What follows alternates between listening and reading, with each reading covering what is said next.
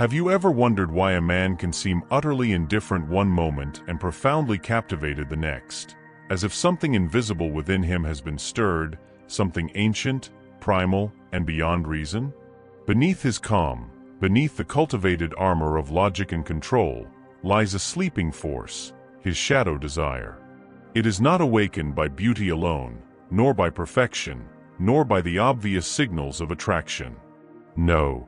It stirs in silence, in the unspoken tension, in the archetypal energy of a woman who unknowingly reflects back the disowned parts of his psyche. This is the realm where attraction becomes alchemy, where desire becomes mirror work, and where the unconscious whispers louder than words ever could. Carl Jung once said that every man carries within him an eternal image of woman, not the woman herself, but the reflection of his own soul, the anima. When she appears before him, embodied in a woman of flesh and blood, something beyond choice awakens. It is not lust, though it often wears its mask. It is recognition, a remembering of what he has lost, denied, or buried. The woman who walks in her wholeness becomes the mirror through which he meets his buried emotions, his forgotten tenderness, his hidden hunger for meaning. But it is not her words that awaken this, it is her silence. Not her pursuit, but her mystery. The more she stands grounded in her own energy, the more the man's unconscious feels the pull of something that cannot be conquered, only experienced. This is the first silent trigger, the unavailability that is not born of games or pretense, but of essence. A woman who is rooted in her inner world radiates an energy that speaks directly to the man's shadow. You cannot possess what you do not understand. Her detachment does not repel him. It confuses him, intrigues him, calls to the part of him that yearns for the sacred feminine he has long exiled within himself. In this encounter, the man's ego begins to tremble. For the first time, his control falters. He senses something vast, something beyond the rational mind. This is not about status, beauty, or validation. It is the awakening of a forgotten polarity, the masculine encountering the divine feminine within and without. The woman becomes both mirror and mystery, revealing to him the split between who he is and who he could become. And so he both desires her and fears her, because to approach her is to confront his own darkness. When a woman embodies stillness, not the passive kind, but the deeply magnetic stillness that comes from knowing her worth, she awakens in the man the hunger to merge with what he has denied. He cannot name it, but he feels it, the echo of his own soul. She does not need to demand attention, her energy commands it. She does not seek validation, her silence becomes the language of power. This is the paradox of true feminine energy. She attracts not by doing, but by being. The second silent trigger lies in authenticity, raw, unfiltered presence. Most men are surrounded by masks, social masks, romantic masks, emotional masks. But when he encounters a woman who lives without apology, who speaks truth without the need to please, who does not dilute her fire to be accepted, his unconscious recognizes freedom. And freedom, to the unintegrated masculine, is intoxicating. Her realness pierces through his facade like light through smoke. Suddenly, his carefully built identity feels small, mechanical, unreal. She becomes a reminder of what it means to feel alive. You see, the shadow desire in a man is not about domination, it is about integration. He does not crave her body as much as he craves the wholeness she represents. In her presence, he glimpses the possibility of becoming more than the sum of his achievements, more than the armor he wears to protect himself from his own vulnerability. The woman who embodies her truth becomes both temptation and initiation. She triggers not only his desire but also his fear, fear of losing control, fear of surrendering to something larger than himself. And when she holds her center, when she neither chases nor withdraws in reaction to his confusion, she becomes the mirror of his inner feminine, the aspect he has rejected in his pursuit of strength. This is the third silent trigger, emotional sovereignty. A woman who feels deeply yet does not drown in emotion awakens reverence in a man. Her self-containment reflects to him the maturity he unconsciously seeks to embody. She becomes the teacher he never asked for, one who teaches through energy, not instruction. So when a man begins to act differently around such a woman, more alert, more vulnerable, sometimes even resistant, it is not because she has done anything outwardly remarkable. It is because she has unknowingly touched the archetype within him, the sacred bridge between the conscious and the unconscious. His desire is not merely for her, it is for the parts of himself she reawakens. And in that awakening, both are changed. The woman who understands this no longer fights for attention. She no longer performs to be seen. She becomes the catalyst, quiet, grounded, radiant. For she knows that true power lies not in being desired, but in being the mirror through which desire itself transforms. As the man's unconscious begins to stir, he finds himself caught between fascination and discomfort. The woman's energy does not soothe him, it exposes him. Her presence illuminates the fractures in his psyche, the parts he has carefully locked away beneath ambition, distraction, and pride. In her eyes, he glimpses the shadow of his own denied emotions: tenderness, fear, vulnerability, longing. And though he may not understand why, he cannot look away. This is the paradox of the fourth silent trigger, emotional reflection. When a woman moves through the world with deep emotional intelligence, feeling without clinging, observing without judgment, she becomes a mirror so clear that a man can no longer escape his own reflection. She doesn't have to speak, her energy says everything. The way she pauses before reacting, the way her silence stretches when he expects reassurance, the way she can stand before his chaos and not collapse, it unsettles him. It forces him to confront the dissonance between the man he appears to be and the man he truly is. This kind of reflection is not always beautiful. It is often painful because the man's shadow, that collection of unhealed wounds, repressed desires, and unacknowledged fears, now has a face. And that face belongs to the woman who refuses to betray herself to keep his comfort intact. Jung wrote that the meeting of two personalities is like the contact of two chemical substances. If there is any reaction, both are transformed. She is not there to save him. Her energy is the catalyst. She awakens, he resists, and yet he cannot unsee what she has revealed. Attraction becomes a form of alchemy here, not the fleeting spark of physical interest, but the soul's attempt to evolve through another. His desire is not just for her body or her beauty, it is for the wholeness that radiates through her being. When a woman carries her shadow with grace, when she has met her pain, walked through her own underworld, and returned with wisdom, she exudes a subtle power that the unhealed masculine cannot name. He senses depth, and depth terrifies him, for it reminds him of his own emotional shallowness. Yet even as he resists, he is drawn. He senses that within her stillness lies something he has been chasing in all the wrong places: peace. The peace of someone who no longer performs for approval. The peace of someone who has faced her demons and lived to tell the tale. She is both soft and unyielding, compassionate yet unapologetically boundaried. This paradox, the coexistence of openness and firmness, is what his psyche hungers for. It speaks to the lost balance within him. And so the dynamic deepens. She becomes the container for his projection, the living embodiment of his anima, the inner feminine he has not yet integrated. He sees in her the nurturing mother, the forbidden lover, the unattainable muse. Each archetype pulls at him, each revealing another layer of his unconscious. The more he idealizes her, the more distant she seems, for she will not conform to his fantasy. She is too real, too self-possessed, too whole to be reduced to a symbol. And in this refusal to play the part, she triggers his fifth and final silent awakening, the collapse of the illusion of control.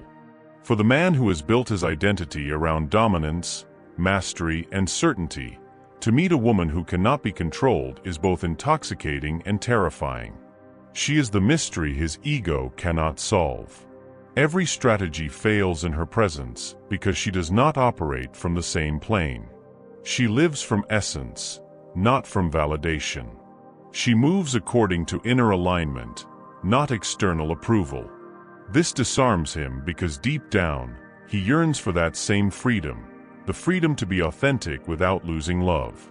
The shadow desire that arises in him now is not the hunger to possess, but the longing to merge with what he has lost, his soul's depth, his capacity for surrender. The more he tries to dominate the connection, the more it slips through his fingers. He realizes, often painfully, that love cannot be controlled, it can only be allowed. And the woman before him, the one who has walked through her own fire, stands as the living embodiment of that truth. To her, his turbulence is not intimidating. She has seen her own. She knows that his defensiveness, his withdrawal, even his coldness, are not rejection but resistance, resistance to the death of the false self. So she does not chase. She does not explain. She remains anchored in her stillness, and that stillness becomes his initiation. You too may have seen this unfold. A man once confident, suddenly uncertain, once detached, now quietly haunted. Do not mistake his silence for disinterest. Sometimes silence means his soul is listening for the first time. And sometimes, what awakens in him is not the desire to possess, but the call to evolve. The awakening of a man's shadow desire is not a victory for a woman, it is a revelation for both. For as she mirrors his hidden depths, she is also called to protect her own light. And in doing so, she completes the sacred balance, the dance between revelation and restraint, between giving and grounding, between connection and selfhood. As the invisible dialogue between them deepens, an archetypal story unfolds, one older than language itself. It is the dance of the masculine and the feminine, not as gendered roles but as cosmic forces seeking wholeness. His shadow desire is not the hunger for conquest, it is the yearning for completion. And her presence becomes the sacred mirror of that longing. When he looks at her, what he truly sees is the lost kingdom within himself, the emotions he has disowned, the tenderness he has feared, the vulnerability he has buried beneath armor. The woman who understands this no longer takes his withdrawal personally. She sees the storm for what it is, transformation. For every time his ego resists, every time he distances himself or projects blame, he is not fighting her, he is fighting the awakening she represents. His instincts tell him that to draw closer to her would mean to confront everything within himself that he has refused to feel. The child who was never allowed to cry. The lover who feared rejection. The man who equated strength with control. She becomes the embodiment of his psychological threshold. And so, she must hold her ground. Because this journey, though romantic on the surface, is alchemical in essence. The masculine must confront his shadow, and the feminine must guard her light. If she collapses, if she abandons herself to chase his validation, she loses the power that awakened him in the first place. The polarity dissolves, and both are plunged back into unconsciousness. But when she stands in quiet dignity, when she holds space without shrinking or seducing, she becomes the still point in his storm, the eye of transformation. This is where the language of energy speaks louder than any words. The man may not understand what is happening, but he feels it. Her calm exposes his restlessness. Her depth magnifies his emptiness. Her emotional honesty reveals his avoidance. And in this reflection, his soul begins to hunger for truth more than control. This is the silent invitation of the awakened feminine, not come and take, but come and see. See yourself. See what you have become. See what you could be if you surrendered to something greater than fear.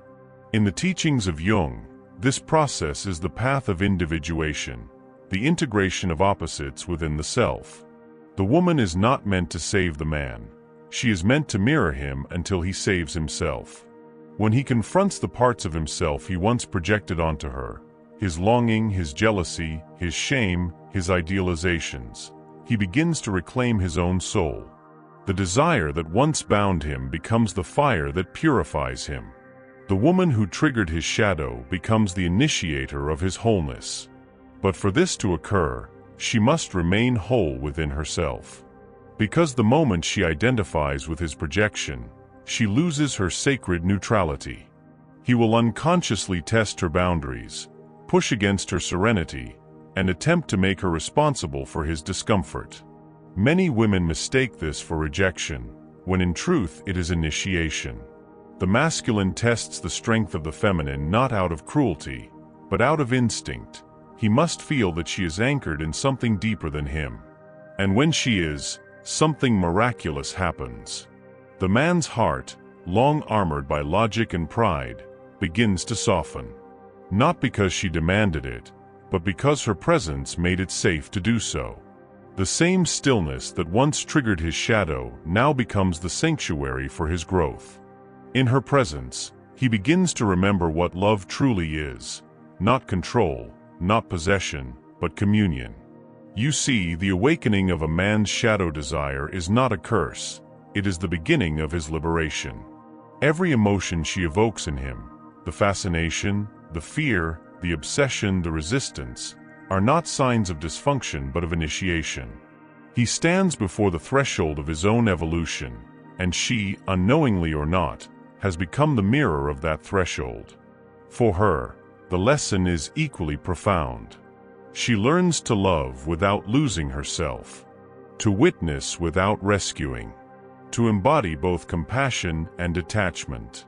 She becomes the guardian of her own energy, knowing that her presence is a temple, not a battlefield. And within that temple, only truth can survive. So when you, as a woman, feel a man's confusion rise in your presence, his sudden silence, his pull and push, his emotional retreat, remember, his soul is awakening. He is meeting his own shadow, and it frightens him. You need not fix it. You need only remain what you already are, grounded, radiant, whole. Because your stillness is not indifference, it is medicine. The feminine that has done her shadow work no longer chases validation. She embodies value. She no longer seeks completion through another. She emanates wholeness from within. And that, paradoxically, is what calls the masculine home. For he is not seeking a woman to complete him. He is seeking a woman who reflects his own potential for completion. In the meeting of these two energies, his awakening shadow and her anchored light, desire becomes transformation. What began as attraction becomes initiation. What began as tension becomes revelation. And what began as longing becomes liberation. The tension between them reaches its peak not in words, not in gestures, but in the quiet spaces where their energies meet. The man may try to dominate, to persuade, to coax, or even to retreat entirely, yet the woman's energy remains unshaken. She is the embodiment of her own center, a lighthouse in the storm of his disowned emotions. In her steadiness, he feels the pull of something he cannot name, a longing for depth, for authenticity, for the courage to meet himself fully. This is where the final alchemy occurs. The woman's grounded presence awakens in him not merely desire, but the call to transcend the limitations of his ego. He begins to confront the layers of fear he has carried like armor, the fear of vulnerability, of rejection, of his own tenderness. In her gaze, he sees reflected not only his shadow but also the possibility of integration, the union of strength and softness, power and empathy. Each silent moment with her, each pause in conversation, each space she claims for herself, becomes a mirror, revealing what he has ignored for years. He is drawn in, yet challenged, captivated, yet unsettled, intrigued, yet confronted. It is the silent pull of the feminine that demands presence without surrender, intimacy without compromise, and desire without possession. In witnessing this, the woman comes to understand the paradoxical power she wields. She ignites desire not by playing a role, not by performing, but by being complete in herself. Her energy is an unspoken call to awakening, a catalyst that pushes the masculine to meet his own inner landscape. And as he stirs, she too is transformed.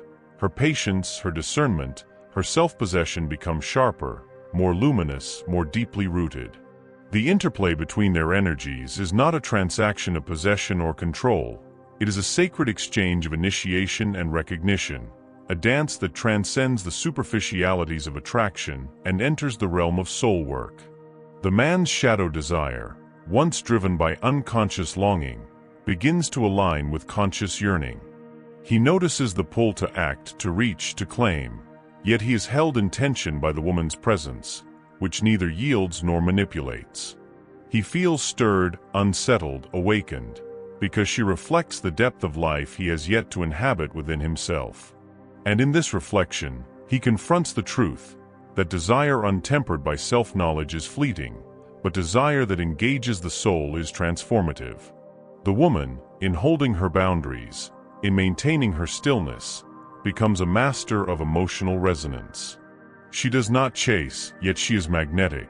She does not compel, yet she commands. She does not perform, yet she awakens. Her power is invisible, yet palpable, subtle, yet irreversible.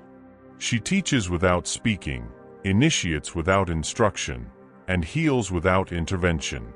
She is the living embodiment of the anima, not projected but realized, not feared but revered. And in her presence, the man confronts the possibility of becoming whole. Yet the ultimate revelation is not his, but hers. In catalyzing the awakening of the masculine, she discovers the depths of her own sovereignty. She learns that desire is not about manipulation, nor attraction about submission. She sees that the truest power comes from alignment with her own essence, from inhabiting her own light so fully that it cannot be dimmed by another's resistance or confusion. She realizes that to hold herself is to hold the potential for transformation in others, without sacrificing her own peace or freedom.